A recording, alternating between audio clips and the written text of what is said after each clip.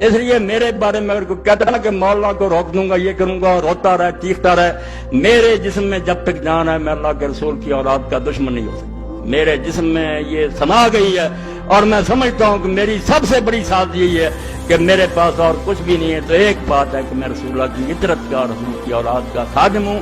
ان کے پاؤں کا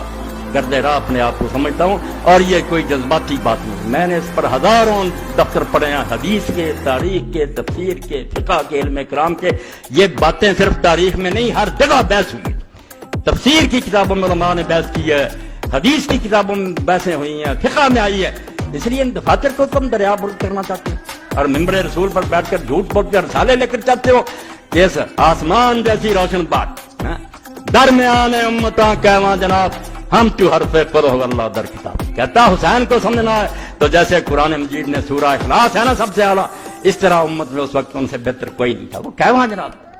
آسمان کا بلند ستارہ تھا، تم پاؤں کے نیچے رونا چاہتے، جاؤ رونتے رہو، تمہارا حشر اللہ تعالیٰ یزید اور شمر اور ابن زیاد کے ساتھ کرے، اور اللہ تعالیٰ قیامت کے مجھے اپنے رسول اور اس کی اولاد کے قدموں میں جگہ دے دے، میں ان کا ایک ادنا غلام اور کتا بن لوں۔ میرے لیے بھائی یہی سعادت ہے، آپ جو پسند کرنا چاہتے کریں۔ وآخر دعوانا